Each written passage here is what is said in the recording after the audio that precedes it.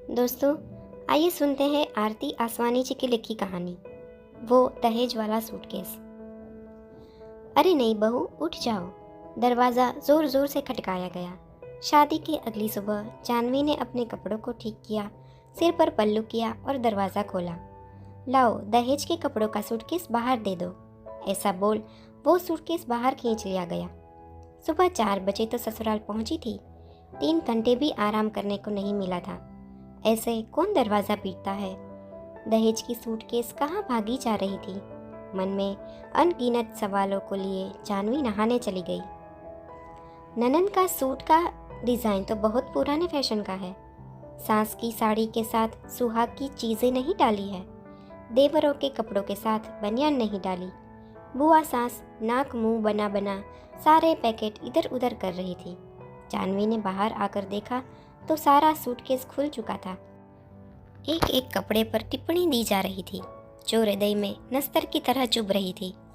पर माँ के संस्कार, बेटी तेरे हाथों है तेरे मायके की इज्जत, जिन्होंने मुंह खोलने नहीं दिया।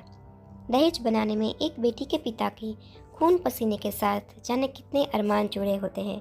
छोटी से छोटी चीज़ को बनाने में अपनी कितनी इच्छाओं को मन ही मन मारा गया होता है।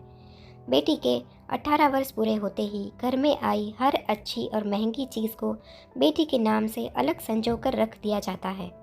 जानवी मूक बन के सब कुछ देख रही थी। जिस सूटकेस को बनाने में महीनों की मेहनत थी, उसकी हर चीज़ को मानो चीर हरण होते हुए देख रही थी। टाइटन की घड़ी, मॉडल तो ठीक ठाक है। ससुर जी का नाम लिखा है, 1000 तक की होगी। चाची सांस मुंह बनाते हुए बोली। जानवी के पिता को सेवानिवृत्त होने के बाद दोस्तों से तोहफे में मिली घड़ी का निरादार देखा नहीं जा रहा था। उसे आंखों के आगे वो पल घूम रहे थे। अरे कौशल्या, ये घड़ी की पैकिंग मत खोलो, गुड़िया के ससुर को देंगे। आपका बस चले तो सब कुछ गुड़िया को दहेज में ही दे देंगे। तुम्हारे दोस्तों का तोहफा है, वो पूछेंगे तो क्या कहोगे? कोई कुछ नहीं कहेगा, सब समझते हैं जवान बेटी का बाप है, दहेज के लिए सहेज के रखी होगी। तुम देखना, मेरी बिटिया की शादी में कोई कमी नहीं रहने दूंगा। जानवी की आंखों ने मानो आंसू को जकड़ रखा था। भाभी, मुझे ये वाला ड्रेस पसंद है, ये मैं रख लूं? मैं देखकर हैरान थी कि घर के सब सदस्यों के कपड़ों के साथ मेरा बनाया सूटकेस भी खुल गया था, जबकि दोनों सूटकेस अलग थे। पर नई नवेली बहू क्या बोल पाएगी? जो पसंद हो वो रख लो साक्षी। जानवी ने बड़ी हिम्मत से खुद को संभाला और बेमन हाँ कर दिया। मन में तो ठान लिया था कि एक बार मेहमान चाहे तो वह मन में उठे सवालों का जवाब तो ज़रूर लेगी।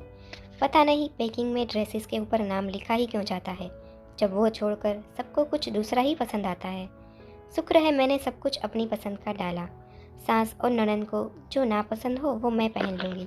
मेरे पिता की गाढ़ी कमाई लगी है, वेस्ट नहीं करूँगी। चलो, घर के सदस्यों को दहेज में दिए कपड़े मिल गए। मेहमान भी एक एक करके निकल गए। जानवी धीरे धीरे ससुराल के माहौल में ढलने लगी। घर के सब सदस्य उसे प्यार और सम्मान देते थे। उसने सोचा, जब सब अच्छे से चल रहा है तो क्यों मैं शादी की अगली सुबह की बात निकालूं? क्यों ना मैं उसे बुरे सपने की तरह भूल जाऊं? पापा ने सिखाया भी तो है कि तकलीफ़ देने वाले को उतनी तकलीफ़ दोगे तो आप में और उसमें फ़र्क क्या रह जाएगा? हाँ, मौका मिलने पर एहसास ज़रूर कराना चाहिए। शादी के ठीक 1 साल बाद ही जानवी की ननन का रिश्ता हो गया। घर में तैयारियां शुरू हो गई। पुनः उन्हीं रिश्तेदारों के दर्शन हुए।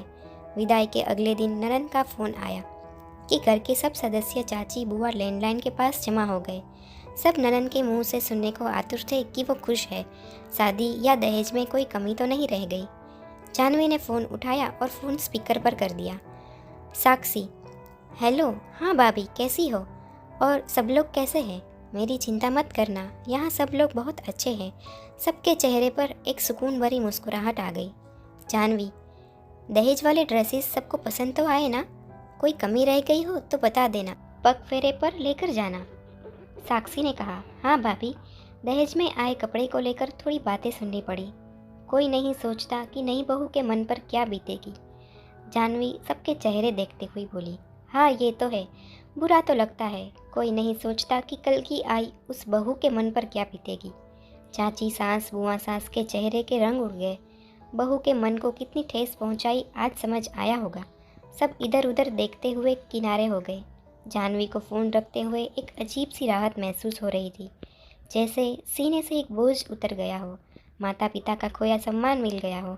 बिना किसी को तकलीफ़ पहुंचाए उसने सबको गलती का एहसास करा दिया था। बस इतनी सी थी ये कहानी। दोस्तों, अगर आपको कहानी अच्छी लगी तो वीडियो को एक लाइक कर देना, अपने दोस्तों के साथ शेयर भी करना और चैनल को भी सब्सक्राइब कर लेना। कहानी सुनने के लिए धन्यवाद।